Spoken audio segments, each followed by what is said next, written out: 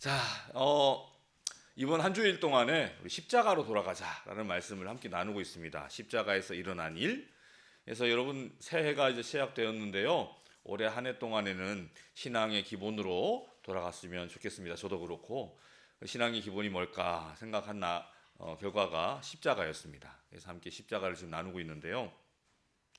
오늘 우리는 예수님께서 십자가 위에 사신 그 7마디 가상칠언이라고 하죠. 그 말씀 가운데 5번째 말씀 그리고 6번째 말씀, 내가 목마르다 다 이뤘다, 이 말씀을 함께 묵상하려고 합니다.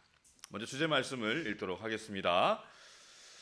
제가 읽도록 하겠습니다. 잘 따라와 주시길 바랍니다. 그 후에 예수께서 모든 일이 이미 이루어진 줄 아시고 성경을 응하게 하려 하사 이르시되 내가 목마르다 하시니, 예수께서 신 포도주를 받으신 후에 이르시되 다 이루었다 하시고. 자, 이 말씀은 두 말씀이지만 서로 떨어진 말씀이 아니라 하나의 깊은 흐름을 이루고 있습니다. 인류의 가장 목마른 그 목마름, 깊은 목마름을 짊어지신 예수님께서 마침내 구원의 역사를 완성하시는, 선언하시는 그 두 말씀이기 때문에 그렇습니다. 목마름이 뭘까요? 목마름. 사전에서 찾아보니까 물 따위를 몹시 먹고 싶은 상태. 네, 당연하죠. 혹은 어떤 것을 간절히 원하는 상태라고 설명을 하고 있습니다. 목마름. 자, 오늘을 사는 우리는요, 실제로 마시는 물이 부족해가지고 목마른 것이 아니라, 물은 풍부하잖아요, 우리나라가. 물 부족 국가가 아니래요. 저는 그렇게 알고 있었는데 절대 그렇지가 않다라고 하더라고요. 아무튼 목마름, 우리 삶에서 목마름이란 어떤 채워지지 않는 어떤 마음의 갈증, 이 마음의 갈증 때문에 더 우리는 목마른 상태에서 살아가는 것 같습니다.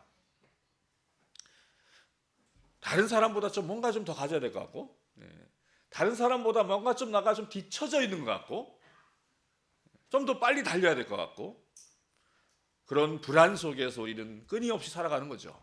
현대인의 병, 특히나 우리나라 사람들은 그 병이 좀 심각한 것 같습니다. 목마름. 아프리카에 이런 속담이 있다고 하더라고요. 좀 속담치고 좀 깁니다. 사자는 가장 느린 사슴보다 더 빨라야 한다는 것을 머릿속에 새깁니다. 그렇지 않으면 굶어 죽게 됩니다. 당신이 사슴이든 사자이든 중요하지 않습니다.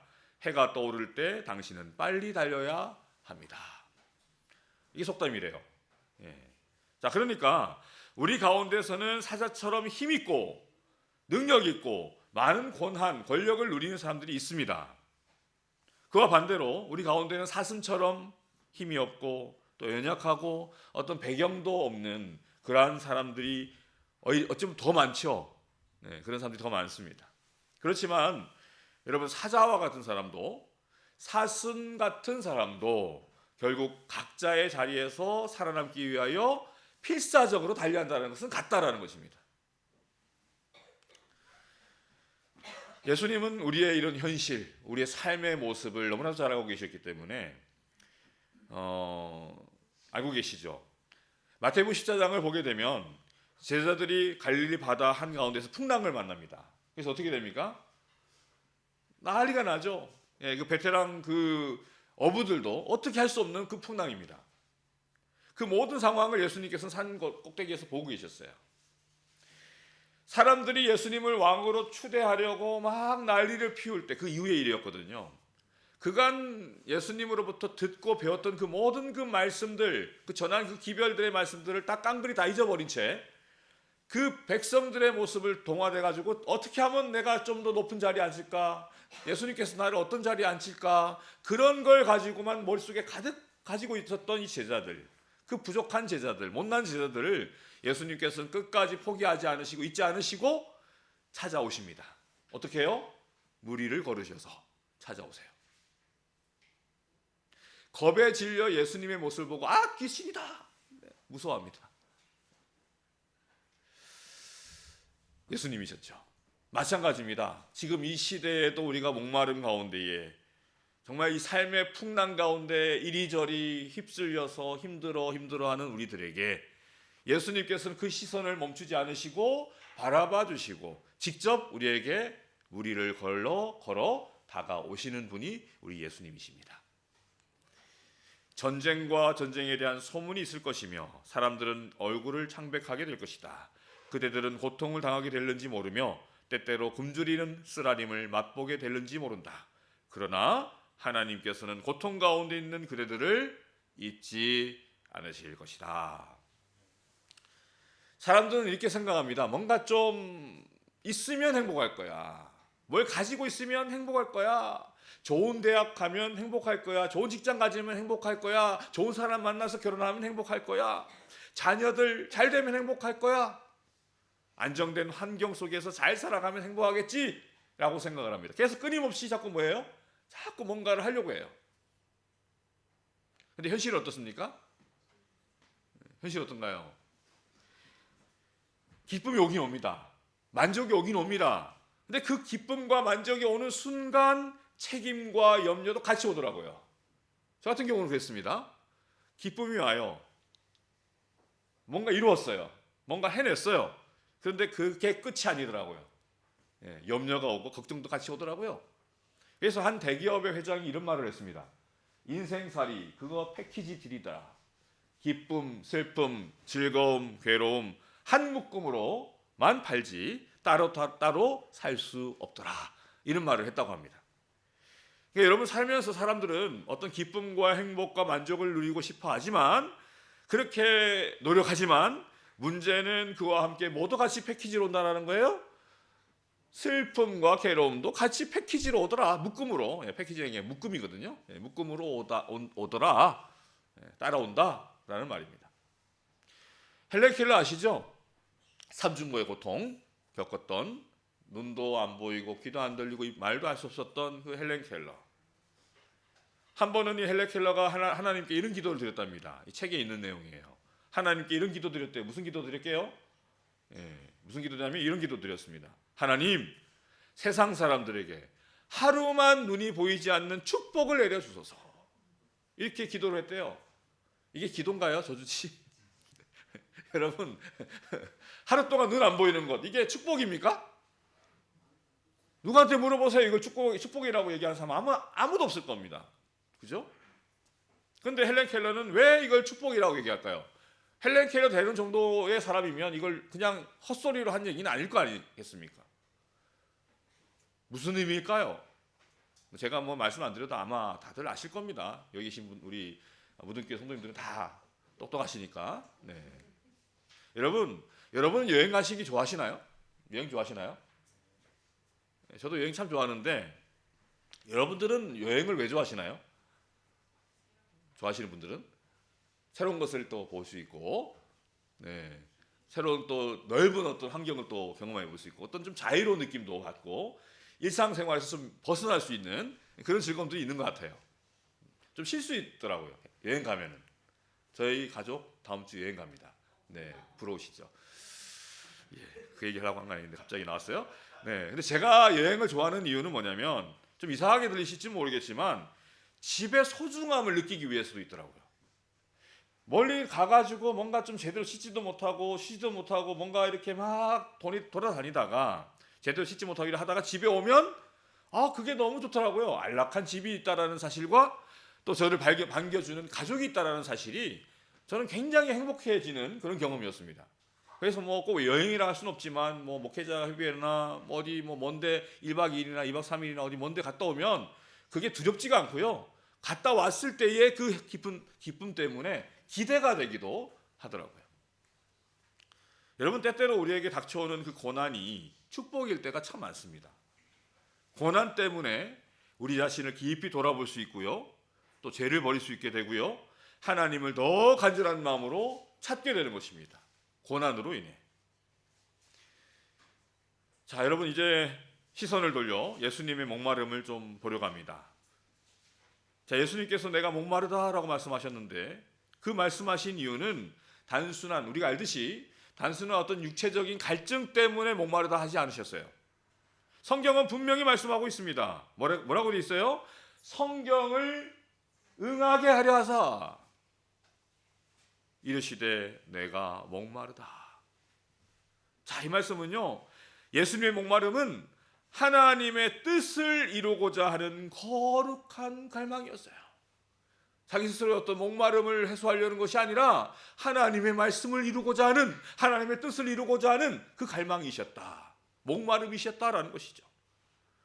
요한복음 4장을 보게 되면 예수님께서 사마리아 여인을 찾아가십니다. 그 사이에 제자들이 청하여 이르되 라삐여 잡수소서. 뭐예요? 사마리아 여인과 실컷 대화를 나누고 사마리아 여인이 이제 동네로 간 그때에 이제서야 제자들이 와가지고 먹을 걸 찾아와가지고 예수님 먹을 거 찾아왔습니다, 드십시오 하는 겁니다. 그랬더니 예수님 뭐라고 하세요? 아, 내게는 너가 알지 못하는 양식이 있다. 나 이미 배가 부르다. 이 말씀을 하셔요.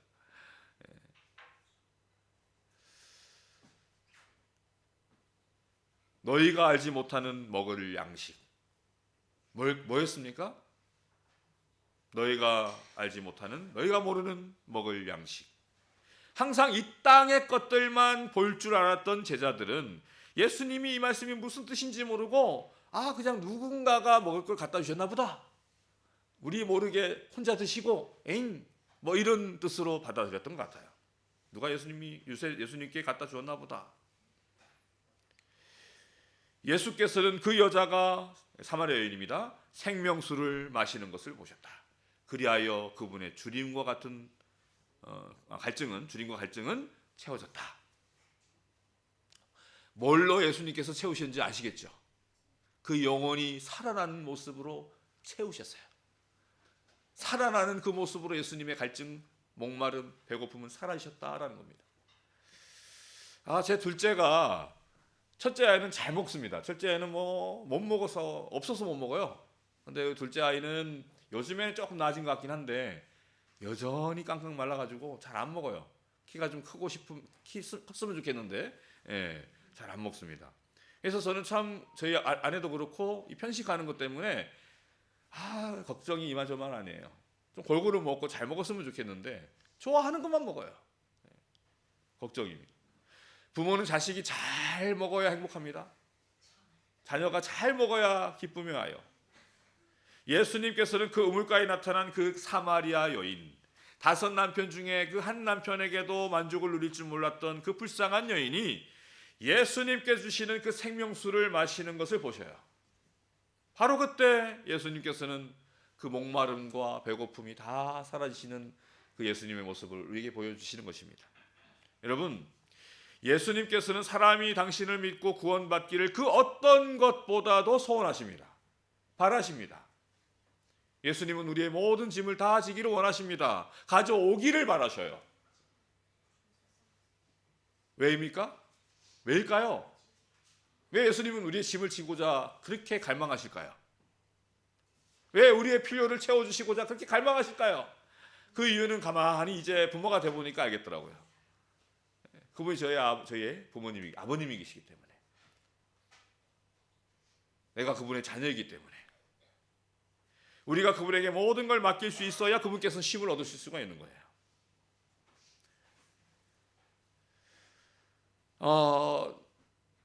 그분이 끊임없이 찾으시는 이유는 우리를 잃어버린 바 됐기 때문에 그렇죠. 제가 예전에 저희 큰 아들을 정말 오랫동안 잃어버린 적이 있었어요. 제 나름대로 오랫동안이라서 며칠은 아니고요, 한 3-40분 잃어버렸어요. 근데요, 웃으시지만 그때의 저의 그 아찔함은요, 지금까지도 제가 잊을 수가 없는 거예요. 그 외에는 제가 그만큼 잃어버린 적이 없어요. 3-40분인데, 근데 문제는 금남로에서 5.18 행사를 했었어요. 그래서 막 그때 엄청난 군중들이 막 금남로를 같이 막 지나가는 거예요. 라디오 들으면서 같이 아무튼 찾아가는 어떤 그런 미션이었어요. 그러니까 엄청나게 사람이 많죠. 근데 우리 아이를 잃어버린지도 모르고 우리 부모들은 그냥 룰루랄라 걸어갔던 거예요. 잘 따라오는 줄 알았죠. 근데 어느 곳에 이제 우리 교회 청년들하고 같이 이렇게 있게 됐는데 시연이가 안 보인다라는 거예요. 제 아이 큰애가. 그때가 한 6살인가 7살인가 그랬어요. 아주 어린 아이죠. 그 많은 군중, 금남로, 그 넓은 곳에서 아이를 잃어버린 거예요. 야, 그때 한 30분, 40분 얼마나 제가 그냥 어땠겠습니까? 뭐 부모님들이시니까 다 아시잖아요. 제 심정이 어땠는지. 아니나 다를까 좀 있다가 전화가 오더라고요. 경찰한테 전화가 왔어요. 야, 기특한 게 제 아이가 제 전화번호를 기억하고 있더라고요. 그래서 부모한테 그 5살짜리 애가 6살짜리인가 아무튼 그 애가 제 번호를 정확하게 말해서 저한테 전화가 온 거예요. 그래서 찾았습니다. 만약에 그 아이가 전화번호를 못 찾았으면 아마 더 오래 걸렸을 거예요. 누가복음 15장에는 이런 것들에 대한 비유가 나옵니다. 이런 양, 이런 동전, 이런 아들. 이런 양은 자기 자신이 잃어버린지는 알지만 스스로 목자한테 찾아가지를 못하는 것을 말합니다. 그리고 이런 동전은 자신이 잃어버린 바를 조차도 알지 못하는 사람을 가리켜요. 이런 아들 탕자는 자신이 잃은 바 되었다가 어떻게 됩니까? 아버지의 사랑을 딱 기억하고 집으로 다시 아버지 곁으로 돌아오는 그 사람을 상징하는 것입니다. 자, 그렇기 때문에 우리는 다 이 세 종류의 사람의 부류의 존재에 다 들어가 있어요. 다 우리는 뭐예요? 한마디로 잃어버린 바 된 존재들입니다. 그렇지 않습니까? 뭐 이제는 신앙하면서 예수님 찾으셨지만 인자가 온 것은 잃어버린 자를 찾아 구원하려 함이니라. 이것이 바로 예수님의 목마름이셨고요. 그것이 바로 우리 예수님을 십자가로 가게 한 원인이었습니다. 자, 그리고 마침내 예수님께서 십자가에서 이렇게 말씀하시죠. 다 이뤘다. 다 이뤘다라고 말씀하십니다. 테텔레스타이. 테텔레스타이, 이 헬라어 다 이뤘다라는 뜻이거든요. 테텔레스타이. 모셔도 되지만 기가시면 더 좋을 것 같습니다. 이 테텔레스타이라는 말은요, 원래 목자들이 사용하는 단어였대요. 목자들. 그러니까 우리로 돌아온 양떼들이 숫자가 하나하나 이제 숫자가 한 마리 두 마리 세본 다음에 한 마리도 빠지지 않고 다 돌아왔을 때 목자가 이렇게 외치는 겁니다. 테텔레스타이. 내 양들이 다 돌아왔구나. 테텔레스타이 외치는 겁니다.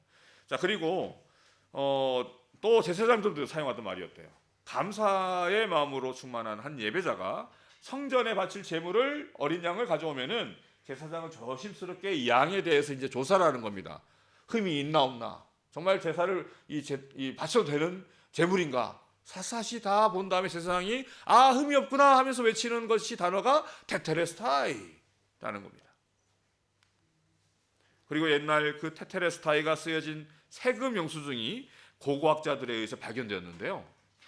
거기에서 이 단어 테텔레스타이는 완전히 지불되었다라는 의미로 쓰였대요. 완전히 지불되었다. 그러므로 여러분, 우리 예수님께서 그 십자가에서 말씀하신 다 이루었다, 테텔레스타이, 이 말씀은 그분께서 그분의 십자가로 우리의 죄를 다 지불하셨고 그 죄를 다 끝내버리시고 세상을 다시 회복시켰다라는 선언의 말씀이었다라는 것입니다. 테텔레스타이, 그분의 외침에는 적어도 세 가지 뜻이 포함되어 있습니다. 첫 번째가 죄와 사탄의 그 멸망이 영원히 확실해졌다. 죄와 사탄이 끝났다라는 것입니다. 물론 사탄이 아직까지는 이 땅에 있지만 그의 멸망은 확실해졌다라는 것입니다. 자, 두 번째입니다. 두 번째는 인류의 구속이 보장되었다라는 겁니다. 십자가로 모든 인류가 믿기만 하면, 받아들이기만 하면 구원받고 살 수 있게 된 것이죠. 자, 세 번째입니다. 세 번째는 뭐냐면 온 우주가 영원토록 그 죄로부터 안전하게 되었다라는 말씀인 것입니다. 다 이루었다라는 테텔레스타이에는 이런 의미가 있다라는 것이죠. 자, 예수님께서 십자가에서 이루신 그 구원은 공간적으로는 이 땅만 구원받은 것이 아닙니다. 이 땅만 완성된 것이 아닙니다. 죄로부터. 저 온 우주가 죄로부터 자유로워진 것이에요. 또 시간적으로는 영원입니다. 영원. 자, 여러분, 온 우주, 온 하늘의 영원한 회복, 이것이 바로 예수님께서 꿈꾸시던 꿈이셨다라는 겁니다. 그 꿈을 이루시기 위해 그분은 십자가로 가셨다라는 거죠. 저희 아이들에게도 우리 부모들이 항상 말하고 지적하고 잔소리를 요즘엔 잘 못합니다. 아이들이 좀 먼 데 가 있기 때문에 잘 못하는데 또 최근에 또 방학 돼가지고 집에 왔어요. 저희 아이들이 지금 멀리서 유학하고 있거든요. 예. 근데 이제 왔어요. 오니까 힘드네요. 예, 좀 떠나 있을 때는 편했는데 우리 부모들에게는 이제 자유가 좀 없어진 듯한. 그래도 오니까 좋습니다. 네. 근데 아직 잔소리할 게 없긴 한데 또 와서 보니까 또 할 게 또 생겨나요. 예. 계속 잔소리를 하게 됩니다. 지적하고. 부모들의 모습인 것 같습니다. 아무튼 우리가 잔소리하는 그 이유가 당장 눈앞에 있는 게임이나 무작정 노는 그런 것보다도 왜 우리가 잔소리를 하는 거예요? 좀 책 좀 읽어라. 좀 글 좀 읽어라. 공부 좀 해라. 이런 잔소리를 하게 되는 거죠. 많이는 안 합니다. 네, 많이 하면 또 애들 사춘기라 힘들어하니까. 먼 일이 당할지 모르니까 조심스럽습니다. 하는 이유가 뭐 때문에? 장기적으로 보는 거예요. 장기적으로. 좀 나아졌으면 한다는 거죠. 근데 우리 아이들에게 잔소리를 하면서 좀 답답해 보이는 그 모습을 가만히 생각해 보면 저도 그랬어요. 저도 어렸을 때 저희 부모님한테 잔소리 들은 것이 그런 거였거든요. 장기적으로 못 보는 거예요. 당장 눈앞에 있는 것 그것만 보는 겁니다. 당장이 맛있어 보이는 것 그것만 먹는 겁니다. 당장 재밌어 보이는 것 그것만 하는 거예요. 먼 걸 못 봐요. 저 멀리를 못 봐요. 여러분은 어떠신가요?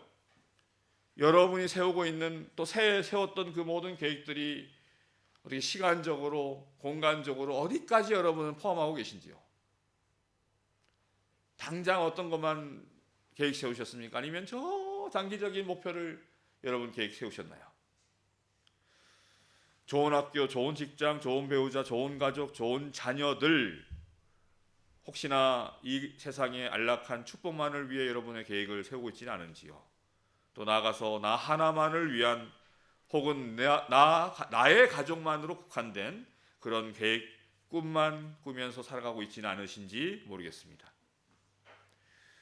문제는 하나님 모르는 백성들이 그런 꿈을 꾸고 살아가는 것이 아니라 하나님을 안다라고 하고 하나님을 구주로 받아들인 우리들도 꿈을 그렇게밖에 가지를 못한다는 것입니다.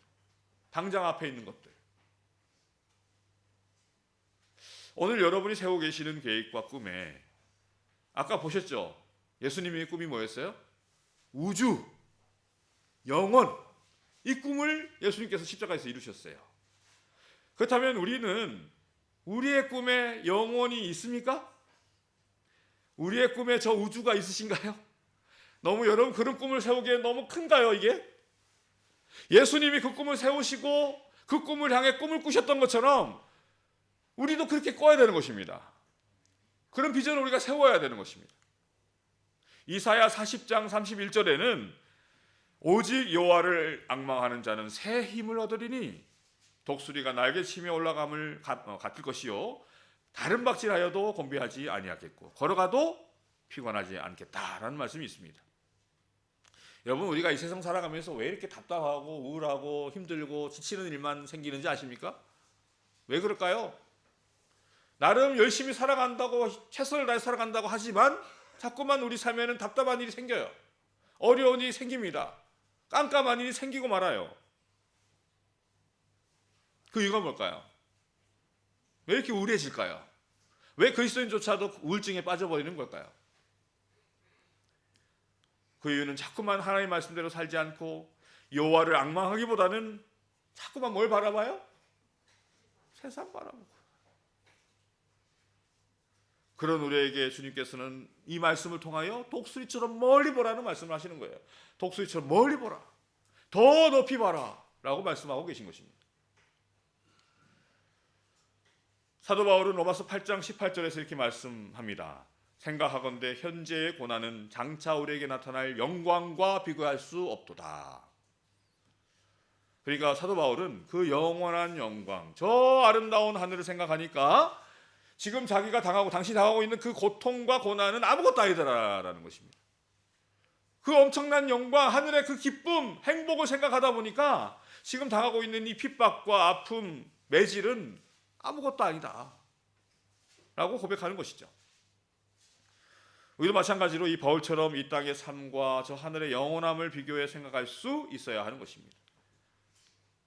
성경은 우리가 이 영원, 하늘 소망을 생각할 때 현재에게 우리가 닥쳐온 여러분의 어려움이 다 뭔지는 제가 모르겠지만 여러분이 지금 닥치고 고민하고 있는 그 모든 문제들은 하늘을 바라보았을 때 그 고난과 시련을 이길 수 있다라고 성경은 말하고 있는 것입니다. 아무쪼록 이 땅의 유한한 유익과 쾌락을 넘어서 우리 주님께서 주실 저 영원한 쾌락과 힘을, 축복을 믿음의 눈으로 볼 수 있는 여러분과 제가 되기를 간절히 소망합니다. 여러분, 그 젊은 사람들은 아마 이 누군지 아실 겁니다. 다 아시나요? 누굽니까?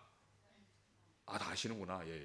예, 호날두, 네, 크리스티아누, 네, 호날두, 네, 아주 강력하게 준영인가요? 예, 호날두, 네, 얘기를 하네요. 현재 사우디아라비아에서 뛰고 있답니다. 연봉이 한 2억 유로, 하나로 따지면 연봉이 한 3천억 원 된답니다. 3천억 원. 저도 한 3천만 원 되나요? 아무튼 3천억 원. 와, 1년 동안. 돈이 얼마나 많을까요? 네, 아무튼 이 선수에게 사우디아라비아의 그 알라스프 FS, 아무튼 이 이름도 어렵습니다. 아무튼 이 구단에서 그렇게 많은 돈을 주는데요. 그 이유가 무엇입니까? 좋은 성적 내라고. 한 기사에서 제가 읽은 이야기인데요. 이렇게 연봉 많이 받는 선수들은요, 그 구단에 속해 있는 동안에는 절대로 위험한 행동을 할 수가 없답니다. 오토바이 타는 거 금지, 산악하는 거 절대 금지, 위험한 데 가는 거 절대 금지, 여행도 특별히 허락 맡아야만 갈 수 있고요, 먹는 것도 철저하게 구속당해요. 아무거나 못 먹습니다.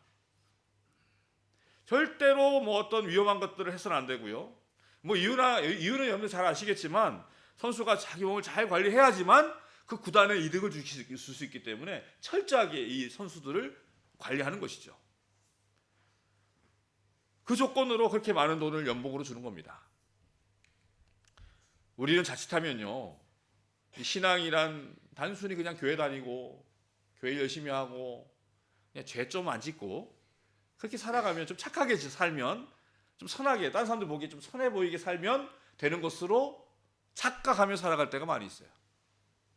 여러분, 신앙이란, 특히나 경건한 신앙이란 단순히 죄 안 짓고 교회 열심히 다니고 그런 게 아닙니다. 그 이상을 의미하는 겁니다. 뭘까요? 어떤 게 경건한 신앙이겠습니까? 여러분이 바라고 해야 하는 그 신앙 무엇이겠습니까? 적극적으로 이 땅에서 성취해야 할, 우리가 신앙하면서 바로 성취해야 할 사명 뭘까요? 여러분도 이루어야 될 사명. 우리 목회자들은 그걸 항상 받거든요. 합회에서 요구를 해요. 소명지수서라고 요거를 적어내라고 합니다. 저도 이제 안수 목회할 때 그걸 적어냈고요. 이제는 그런 걸 내라고 안 하네요. 안수를 받고 나니까. 항상 그거를 기억하라는 말씀이겠죠. 여러분들에게도 그게 있어야 됩니다. 여러분들의 소명은 무엇입니까? 신앙의 소명. 우리가 이 땅에서 성취해야 할 그 사명. 하나님께서 기뻐하시는 신앙은요, 하나님께서 명하신 그 사명을 적극적으로 이루어져 가는 그것을 의미하는 것입니다. 그냥 대충 사는 것이 아닌 것입니다. 월터 트로비시라는 사람이 쓴 너 자신을 사랑하라 라는 책을 보게 되면, 그리스도는 우리를 있는 그대로 받아주시지만 일단 그분이 받아주시면 우리는 있는 그대로 남아 있을 수 없다라고 했습니다. 이게 무슨 말일까요? 하나님께서 있는 그대로를 받아주시긴 하는데요, 내가 정말 하나님, 나를 그렇게 받아주시는 그 하나님을 제대로 알기만 하면, 그분의 뜻에 대해서 내가 동의하고 받아들일 수 있게 된다면 나는 그냥 있는 그대로 살 수가 없다라는 겁니다. 지금까지 살던 모습 그대로 살아갈 수가 없다라는 거예요. 도저히 옛날처럼 살 수가 없게 된다는 겁니다. 새 사람, 옛사람은 없어지고 새 사람이 되는 거죠. 자, 다시 말씀드립니다. 여러분 각자에게 주어진 사명이 뭡니까? 소명이 뭔가요? 아마 머릿속에 떠오르지만 부끄러워서 생각해 보시기 바랍니다. 모든 것이 하나님께로서 났으며 그가 이 그리스도로 말미암아 우리를 자기와 화목하게 하시고 또 우리에게 화목하게 하는 직분을 주셨다라는 말씀을 하고 계세요. 자, 이 말씀을 보니까 우리에게 주어진 사명, 각자 사명이 다 다르겠지만 하나는 같아요. 뭡니까? 화목하게 하는 것. 하나님께서 정말 이거는 이루어라라고 말씀하시는 사명이 있는데 그것이 바로 뭐라고요? 화목하게 하는 것. 그게 바로 우리에게 주어진 직분이라고 말씀하고 계세요. 여러분, 신앙이란 예수님을 아는 겁니다. 하나님을 알아가는 겁니다. 이 말은 머리로 아는 것이 아니라요, 마음으로 아는 겁니다. 체험으로 아는 겁니다. 경험으로 알아가는 겁니다. 만약 우리가 예수님을 안다면 첫 번째, 우리는 모든 사람과 화목해야 합니다. 화목할 줄 알아야 됩니다. 만약 화목을 깨는 사람이 있다면 그분이 아무리 성경 말씀 많이 알고 아무리 진리 말씀대로 살아가는 것처럼 보인다 할지라도 그 사람은 하나님의 사람이 아닙니다. 모든 사람과 더불어 화평함과 거룩함을 따르라. 이것이 없이는 아무도 주를 보지 못하리라. 우리가 화목해야 되는 대상은요, 누굴까요? 누구와 회복해야 됩니까? 네? 모든 사람 가까운 데서 보세요. 네, 여러분 배우자, 여러분 자녀, 네, 우리 가족, 네, 우리 친구, 또 무등교회, 이 교회 다 친하게 지내고 계시죠? 네, 혹시라도 여기서 난 저 사람 진짜 마음에 안 드는데 막 하는 분이 계시다면 이 안식일에 푸시기 바랍니다. 화목하라는 하나님의 명령에 순종하시기 바랍니다. 네. 마음에 안 들어도 일단 다가가서 말을 걸어보세요. 하나님이 또 이길 수 있는 힘을 주실 겁니다. 화목하게 할 수 있는 힘을 또 주실 겁니다. 시편 50편 21절을 보면 내가 나를 너와 같은 줄로 생각하였도다 라는 구절이 있어요. 이 무슨 말입니까? 우린 종종 하나님을 나랑 똑같은 어떤 그 기준에 맞춰서 생각할 때가 참 많이 있어요. 하나님께서도 우리와 같은 생각일 거야. 우리처럼 생각하시고 말씀하실 것 같다. 뭐 말은 하지 않겠지만, 표현하지 않겠지만 그렇게 막연하게 생각하고 있다는 거예요. 그러나 결코 그렇지 않다는 겁니다. 우리가 죄를 지었을 때 하나님께서는 그 죄를 미워하시지만 그 죄를 지은 우리는 결코 미워하지 않으신다는 거죠. 불쌍히 여기시는 겁니다. 우리가 참으로 그런 하나님을 진정 따르고 믿고 신앙하는 사람이라면 우리도 그렇게 해야 된다는 거예요. 정말 저 사람 미워가 아니라 저 사람 하고 있는 그 행동이 미운 겁니다. 저 사람이 하고 있는 그 죄가 미운 겁니다. 하지만 그 사람은 너무나도 불쌍해 보이고 너무 소중해 보이고 너무 사랑스러워 보여야 되는 거예요. 그 죄가 미워야죠. 도저히 용서할 수 없는 사람이라 할지라도 우리는 용서할 수 있어야 되는 겁니다. 불쌍히 여길 수 있어야 되는 거죠. 참 쉽지 않죠. 말은 이렇게 하지만 어렵습니다. 하지만 내 가운데에 성령께서 계시다면, 하나님께서 계시다면, 십자가가 내 마음속에 자리 잡고 있다면 할 수 있게 되는 것입니다. 그것이 바로 우리의 사명인 것이죠. 우리의 꿈이고 소망이고 목표여야 하는 것입니다. 가족과 화목하시기 바랍니다. 이웃들과 화목하시길 바랍니다. 성도들과 화목하시길 바랍니다. 교회에서는 절대 분쟁이 있어서는 안 됩니다. 사탄은요, 먼저 분쟁을 일으키고 넘어뜨립니다. 연합하지 못하게 만들고 넘어뜨립니다. 사탄이 그렇게 하길 좋아해요. 교회는 연합해야 되거든요. 연합했을 때 예수님이 드러나는 겁니다. 요한복음 17장에 보면 잘 읽어보십시오. 연합하지 못하면 예수님이 증거되지를 못합니다. 우리의 사명이 끝나는 겁니다.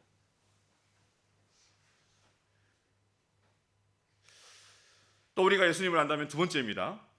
우리는 하나님과 화목하지 않은 사람들을 하나님과 화목할 수 있도록 도와야 한다는 겁니다. 나만 그런 것이 아니라 도울 수 있어야 돼요. 작년에 저희 아이들 작년에 우리 아이들 생일이라고 같이 이제 옷 사러 저기 나갔어요. 좋은 백화점 이런데, 백화점까지는 아니고 아무튼 좋은데 갔어요. 그래서 옷을 사주고 좋아하는 옷을 듬뿍 사줬습니다. 평소보다 많이 사줬어요. 잘 사줬어요. 이게 평소에 못 만나니까 잘 먼 데 가 있으니까. 그래서 저희 아내가 저보다 돈을 조금 더 많이 봅니다. 네, 그래서 제 아내가 카드를 딱 긁고 사줬어요. 저도 뿌듯하게, 부모로서 뿌듯하게, 아 좋지, 야 설교 선물 사줬다, 야 하고 가는데 요구하는 거예요. 아빠는 왜 안 사줘? 저는 개인적으로 좀 어이가 없었어요. 네, 부모님 이심동체인데 우리 부모가 사주는 걸로 했는 건데 이놈 자식들이 네, 아빠한테 또 요구를 하는 거예요. 여러분, 왜 부모들은 자녀들에게 음식 제공해 주고 이불 옷 그런 생계에 필요한 것을 다 제공해 주면서도 또 그 외에 선물 또 해줘야 될까요? 왜 또 이렇게 자꾸 뭔가 주려고 할까요? 왜 줍니까? 사랑하니까. 저는 좀 나름 작년 한 해 또 그 사건 이후로 약간 고민을 했어요. 아, 내가 왜 얘네들한테 또 엄마가 사주는데 또 사줘야 되지? 예, 사줬어요. 결국에는 하도 요구를 해서 샀어. 사주긴 했는데 왜 그랬까? 그 가만 생각이 결론은 하나더라고요. 아빠니까. 내가 사랑하는 것을, 내가 자녀들을 사랑한다는 것을 아이들이 좀 알아주길 바라기 때문에 내가 선물해 줘야 되는구나. 예, 그런 생각을 했습니다. 그건 아니겠지만, 아무튼 다는 아니겠지만 또 우리 아이들이 기뻐하는 모습을 보고 싶어가지고 선물해 주는 거죠. 마찬가지로 하나님께서 이 땅에 이 아름다운 꽃들과 산수초목을 이렇게 허락하셨어요. 아름다운 새들이 날고요, 아름다운 색깔로 이 세상을 채우셨어요. 왜 하나님께서 이런 걸 세상에 채우셨어요? 아직은 겨울이라서 이런 걸 잘 보기가 없지만 좀 있으면 봄이 되면, 그죠? 온 세상이 파릇파릇, 울긋불긋 아름답게 될 거 아닙니까? 그때 우리는 뭘 발견할 수 있어야 돼요? 그냥 아 봄이구나 이게 아니라 감탄해야 되는 거예요. 우와, 뭐라고 감탄해야 돼요? 우와, 뭐라고 감탄해야 돼요? 와, 하나님이 나를 사랑하시는구나. 감탄할 수 있어야 될 것입니다. 그렇게 되시길 바랍니다. 저희 부모들은 뭐 아이들이 부모들이 자기 사랑하는 줄 아는 것도 중요하겠지만 진짜 바라는 것은 따로 있죠. 저희 부모들은 그렇습니다. 이 아이들이 정말 진짜 부모를 알았으면 좋겠다. 우리 하나님을 정말 잘 알았으면 좋겠다. 그 소망을 가지고 살아가고 있습니다. 우리 아이들에게 주는 그 어떤 값진 선물보다도 더 값지고 좋은 선물은 바로 하나님을 알게 하는 것이라고 생각합니다. 마찬가지로 우리 주변의 사람들, 가족, 친지, 이웃, 동료들, 그들에게 우리가 할 수 있는 가장 큰 선물이 있다면 뭘까요? 자꾸만 뭘 주는 것도 좋지만 뭘 알게 하는 것? 하나님을 알게 하는 것. 그만큼 좋은 선물은 없다라는 것입니다. 자, 말씀 마치면서요, 다시 결론으로 반복해서 또 말씀드립니다. 아무쪼록 무등교회 성도 여러분, 십자가를 바라보시게 되길 바랍니다. 특히 올해 2026년도는 하나님께 축복하셔서 십자가의 말씀으로 한 해를 시작하게 해주셨어요. 저한테도 그렇고요. 여러분, 아무쪼록 십자가를 바라보시는 삶을 사시길 바랍니다. 우리가 아무리 교회 나오고 성경 지식이 많고 헌금 성실하게 잘 내고 봉사도 아주 성실하게 잘한다 할지라도 우리 마음에 저 십자가의 놀라운 사랑이 자리 잡고 있지 못한다면 그것은 빈 껍데기가 되고 마는 것입니다. 십자가를 품은 사람은 모든 사람과 화목하게 될 것입니다. 십자가를 품은 사람은 사람들을 하나님과 화목하게 만들어 줄 것입니다. 예수님은 우리의 모든 목마름을 다 홀로 짊어지셨고 십자가 위에서 다 이루셨다라고 선언하셨습니다. 이제 우리는 이 땅의 유한한 것에 목마른 인생이 아니라 저 영혼을 바라보는 인생, 사명을 이루는 인생으로 살아가시게 되기를 간절히 바랍니다. 아무쪼록 십자가를 바라보심으로 우리 주님의 그 다 이루었다 테텔레스타이라는 그 말씀처럼 우리 역시 이 땅에서 주님이 맡기신 그 사명을 완수하고 마지막 날 앞에 주님 앞에 서서 주님의 뜻을 다 이루었습니다, 주님께서 맡기신 그 화목하라는 그 직분을 다 이루었습니다라고 고백할 수 있는 저와 여러분이 되기를 간절히 바라면서 말씀을 마치겠습니다. 자, 함께 기도하시겠습니다. 사랑이 충만하신 아버지 하나님, 이 거룩한 안식일에 우리를 예배의 자리로 불러주시고 또 십자가 위에서 하신 주님의 말씀을 듣게 하시니 감사합니다. 주의 말씀에 목말라 해야 하는 저희들이지만 지금까지 채워지지 않는 그 마음의 공허와 불안, 인정받고 싶은 어떤 욕망, 더 가지려고 하는 그 세상의 목적 때문에, 목마름 때문에 자꾸만 죄짓고 살아갔음을 고백합니다. 이젠 주님의 마음을 깨닫게 하셔서 우리도 주님께서 가지셨던 그 목마름을 경험하며 살아가게 하여 주시옵소서. 주님 다 이루었다 선포하신 그 승리의 음성을 믿음으로 붙듭니다. 그 승리의 십자가의 은혜가 단지 지식으로 머물지 않게 하시고 우리의 삶을 지탱하고 새롭게 움직이는 능력 되게 하여 주시옵소서. 우리에게 맡겨주신 사명을 잊지 않게 하시고 우리에게 화목하게 하는 직분을 주셨다 하셨사오니 우리 가정과 친구들과 직장과 이웃과 이 무등교회 그 아름다운 관계 속에서 화평을 이루는 자가 될 수 있도록 인도하여 주시옵소서. 십자가를 품게 하시고 세상에 끌려가도 달리는 인생이 아니라 주님과 동행하며 사명을 이루는 인생 되게 하여 주시옵소서. 마지막 날 우리도 주님 앞에 서서 주님께서 맡기신 뜻을 따라 최선을 다했습니다라고 고백할 수 있도록 하루하루를 성령으로 붙들며 성령으로 살아가는 우리 모든 무등교회 성도들 되게 인도하여 주시옵소서. 오늘 주어진 이 안식의 기쁨을 성도들과 함께 행복으로 기쁨으로 나눌 수 있도록 인도하여 주시옵기를 우리 주 예수 그리스도 이름으로 감사하며 기도드리옵나이다. 아멘.